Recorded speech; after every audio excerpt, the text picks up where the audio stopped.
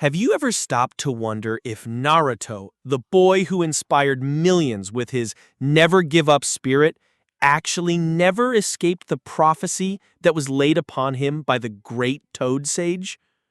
We all celebrate Naruto as the one who forged his own path, who broke the chains of destiny. But what if that's not entirely true? What if every step he took, every hardship he endured, was already part of a path foretold long before he was even born?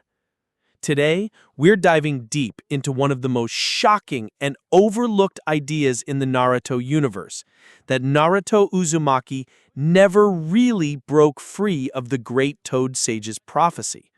And before we begin, make sure to hit that like button, subscribe to the channel, and ring the bell so you don't miss our future anime breakdowns and theories.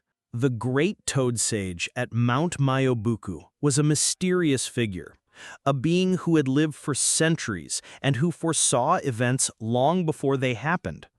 In the series, Jiraiya, Naruto's mentor, was told of a prophecy that one of his students would either save the world or bring it to destruction. This prophecy haunted Jiraiya, pushed him to keep searching for the child of prophecy. At first, Jiraiya thought it might be Nagato, who had the Rinnegan, the legendary eyes of the Sage of Six Paths. For a time, that belief made sense, because Nagato had the power to change the world. But eventually, as the story unfolded, the title of Child of Prophecy shifted onto Naruto. He became the one Jiraiya believed was destined to either heal or shatter the shinobi world. And this is where the paradox lies. Was Naruto truly the one who chose his path, or was he simply walking the road laid out by the prophecy? Let's break this down. Naruto's story is framed as a rejection of fate.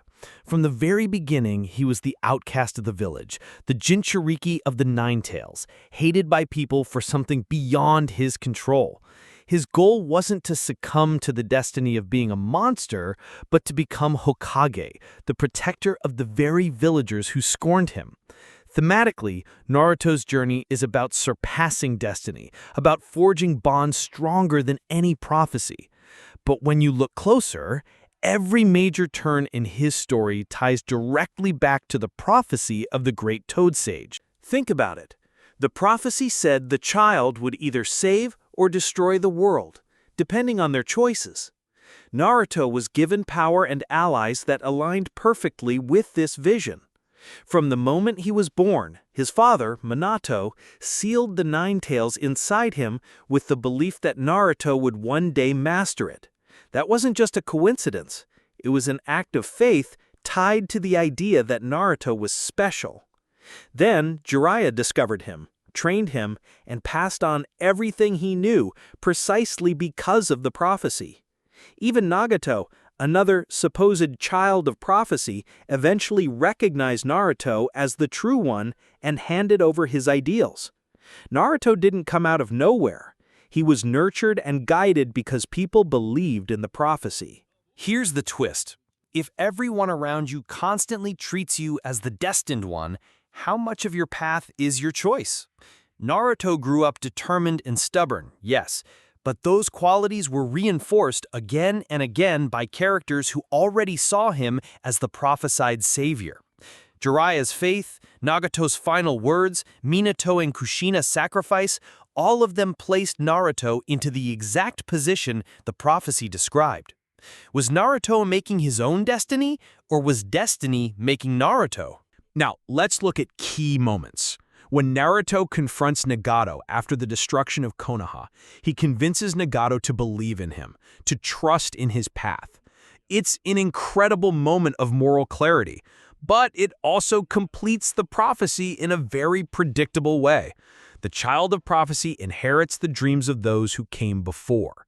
Similarly, in the war arc, Naruto inherits the chakra of the Sage of Six Paths, literally embodying the myth of the savior. At that point, was there ever really a chance Naruto wouldn't be the one to fulfill the prophecy? Even his connection to Sasuke fits the mold. The savior needs an opposite, someone to reflect the possibility of destruction. Every aspect of Naruto's story falls neatly into the box the great Toad Sage laid out. Critics argue that this undermines Naruto's central message. The series often tells us that Naruto breaks the cycle of hatred, that he carves his own path. But if everything he did was already pre-written in a prophecy, then did he really break anything? Consider Neji Hyuga's famous speech about destiny during the Chunin exams. Naruto defeats Neji and declares that destiny can be changed. It's one of the most iconic moments in the entire series.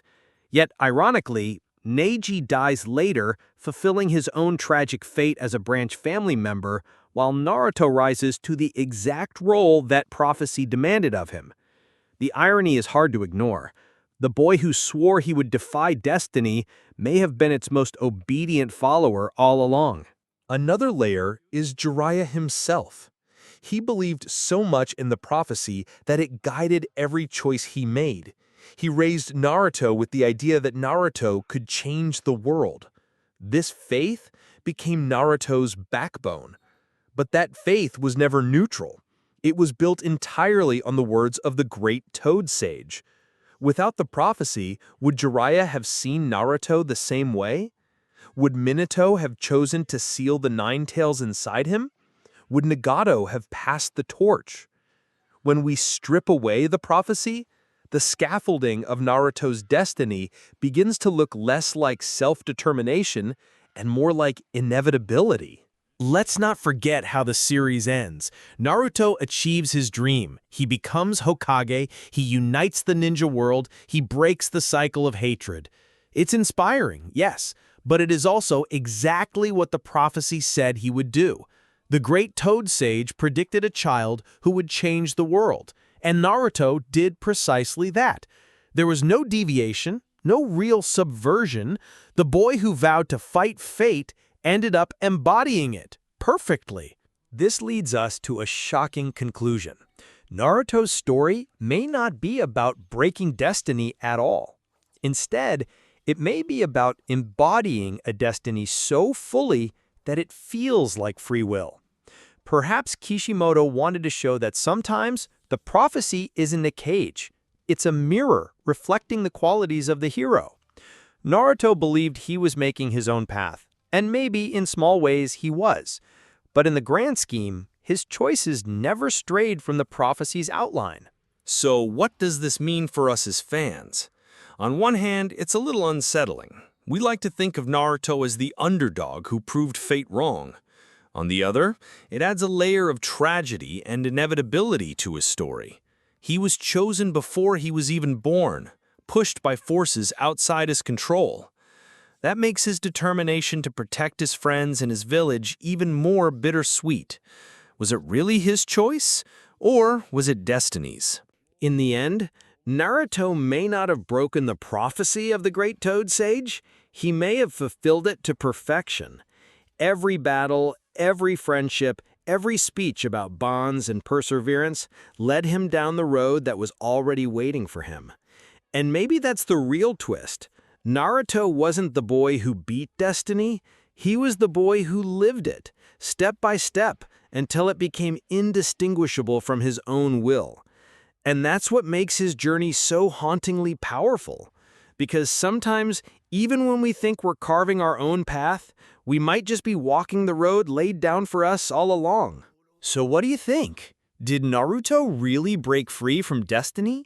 Or did he simply fulfill the prophecy all along? Let us know your thoughts in the comments. And don't forget to like, subscribe, and hit the notification bell for more anime theories and breakdowns. Thanks for watching, and I'll see you in the next video.